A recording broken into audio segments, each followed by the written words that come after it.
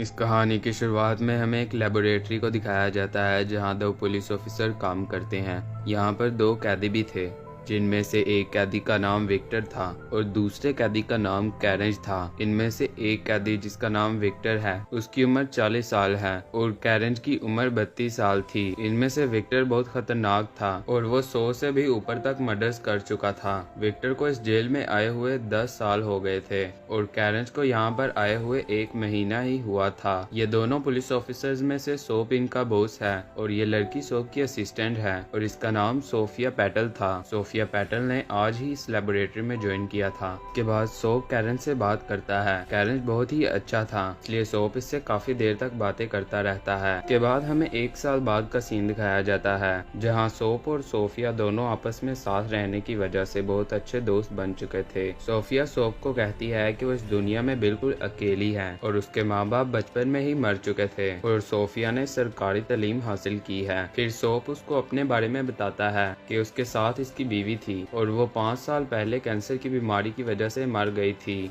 और अब सोप भी इस दुनिया में बिल्कुल अकेला है और वो 20 साल से इस लेबोरेटरी में पुलिस ऑफिसर की नौकरी कर रहा है। एक दिन लेबोरेटरी में से कुछ अजीब सी आवाजें आने लगती हैं। सोप जल्दी से अपने ऑफिस में जाता है और वो देखता है कि जहाँ पर वो लेटता है वहाँ उसने एक चाबी रखी थी और अब वो वहाँ पर नहीं है और इसका बिस्तर भी खराब पड़ा हुआ है। तभी पीछे से सोफिया पैटल आ जाती है और वो कहती है कि चाबी मेरे पास है। फिर सोप को थोड़ा सुकून मिलता है। फिर एक दिन सोप कैरन से बात करने जाता है तो कैरन उसको बताता है कि विक्टर कुछ कर रहा है। फिर सोप उसको देखता है तो वो नीचे बैठकर सिगरेट पी रहा था। सोप उसके ऊपर गन रखता है और उसको दीवार की तरफ मुंह करने के लिए कहता है।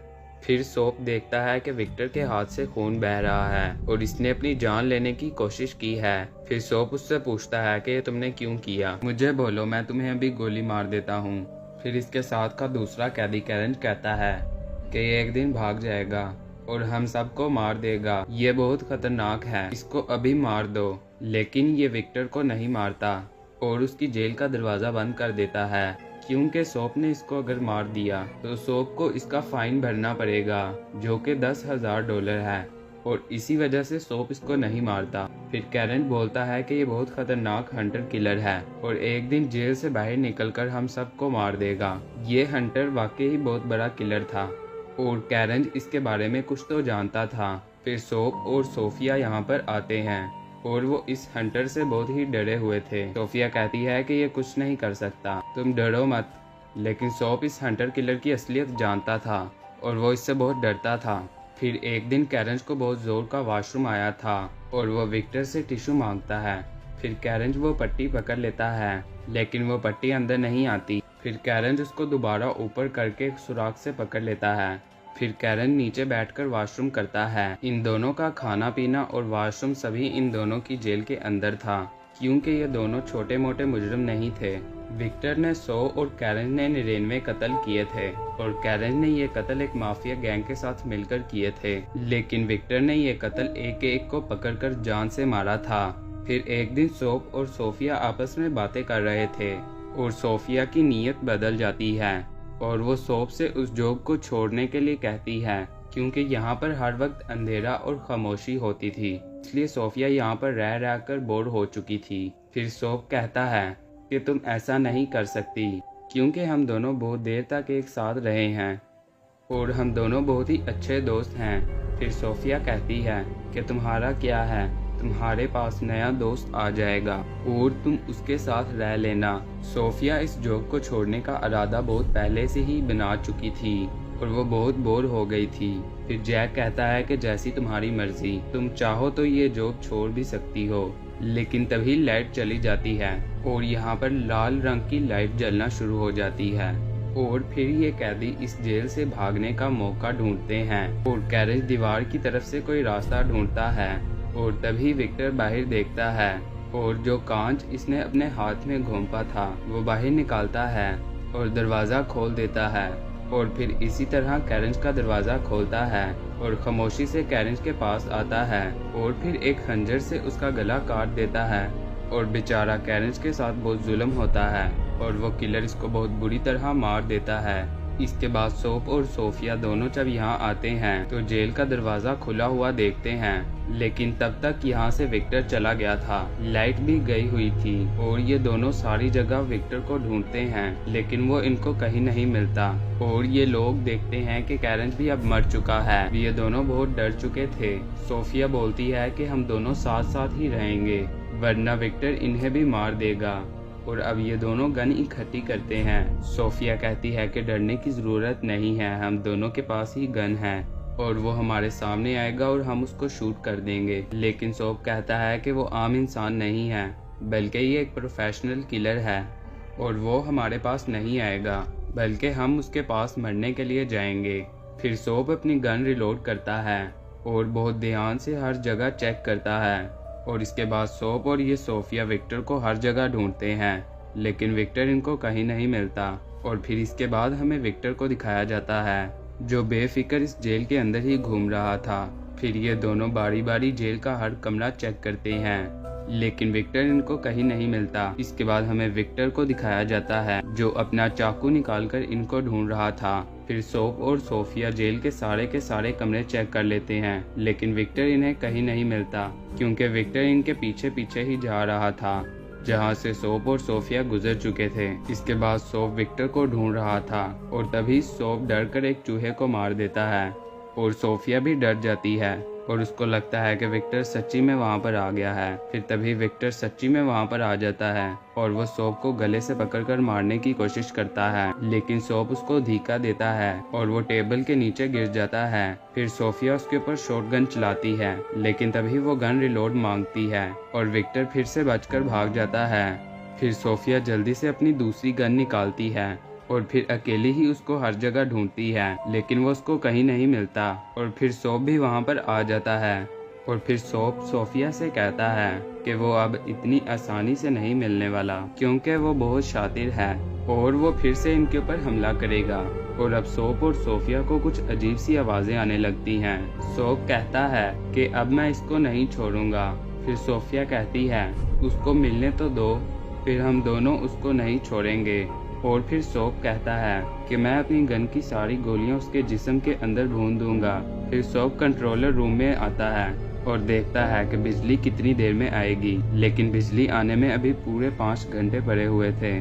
और फिर सोप और सोफिया ये दोनों आपस में बातें करने लगते हैं। सोप कहता है कि बिजली आने तक हम उसको मार देंगे या वो हमें मार देगा। और फिर सोफिया कहती है कि हम दोनों बिजली आने तक यहीं पर खड़े रहते हैं और फिर जब लाइट आएगी तो हम उस हंटर को मार देंगे।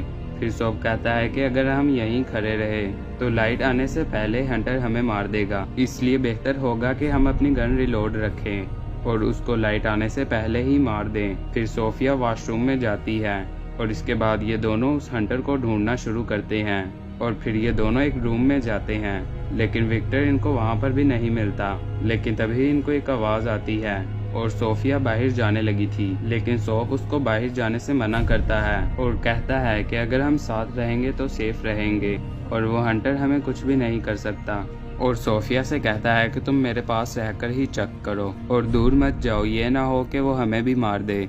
फिर तभी सोफिया सोप के पीछे उस हंटर को देख लेती है और अपनी जान बचाने के लिए दरवाजा बंद कर देती है। और फिर सोप भी डर जाता है और सोफिया से कहता है कि दरवाजा खोलो, तुम मुझे ऐसे अकेला नहीं छोड़ सकती। तभी सोप पीछे की तरफ देखता है, लेकिन वो हंटर वहाँ पर नहीं था। और फिर सोप दोबारा से कहता है कि दरवाजा खोलो, लेकिन तभी विक्टर वहाँ आ जाता है और वो इसके मुंह पर चाकू मारता है और सोप को बेहोश कर देता है। और फिर विक्टर उसको घसीट कर कहीं पर ले जाने लगता है। फिर जब सोप को होश आता है तो सोप के हाथ पैर बंधे हुए थे और सोप एक जगह कुर्सी पर बंधा हुआ पड़ा था। और फिर तभी वो हंटर दरवाजा खोलता है और उससे कहता है कि तुमने मुझे 10 साल इस जेल में रखा था, अब मैं तुमसे इसका बदला लूंगा। विक्टर सोप को बहुत टार्चर करता है और उसके साथ बहुत जुल्म करता है और सोप को कहता है कि मैं तुम्हें अब सारी जिंदगी यहाँ पर रखूंगा और तुम्हें इसी तरह टार्चर करता रहूंगा। ये हंटर किलर साइको पेशेंट भी था और ये सोप से कहता है कि तुम भी अब वही खाओगे जो मैं पिछले 10 साल से खा रहा था और तुम भी मेरी तरह एक ही जगह टॉयलेट करोगे।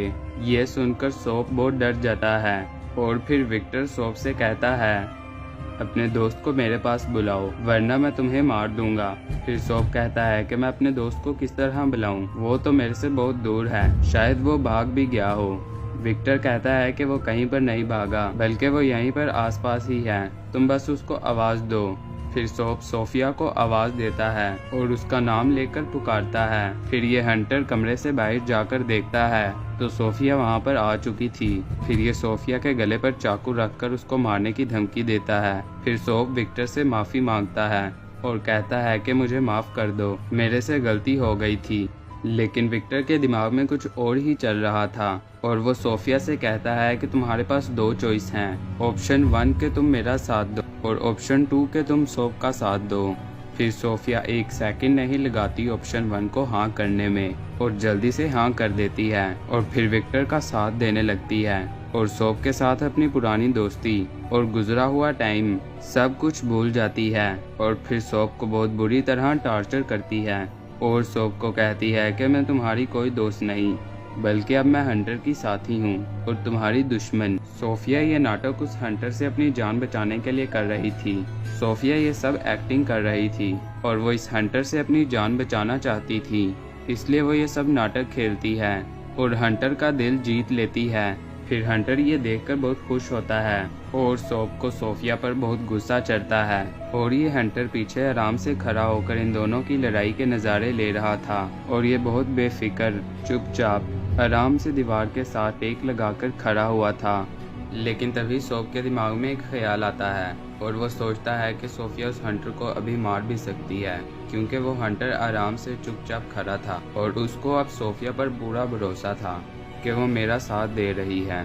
और सोफिया के दिमाग में भी यही चल रहा था कि वो हंटर को मार भी सकती है। फिर तभी सोफिया सोप के कान में आराम से कहती है कि वो विक्टर को मार दे। फिर सोप ये सुनकर हैरान हो जाता है और वो एक सेकंड नहीं लगाता हाँ करने में। फिर सोफिया उस हंटर को गोली मार देती है। इस तरह सोप और सोफिया दोनों की जान बच जाती है। इसके बाद सोफिया 1 महीने बाद अपनी पे लेकर ये जॉब छोड़ देती है और अब सोप अकेला ही लेबोरेटरी में रहता था। इस तरह फिल्म का दी एंड हो जाता है। उम्मीद करते हैं आपको फिल्म पसंद आई होगी। अगर फिल्म पसंद आई हो तो लाइक कर दो और चैनल को सब्सक्राइब कर दो। अगर इस तरह की और प्यारी प्यारी फिल्में देखनी हैं तो मिलते हैं नेक्स्ट वीडियो में। तब तक के लिए गुड बाय।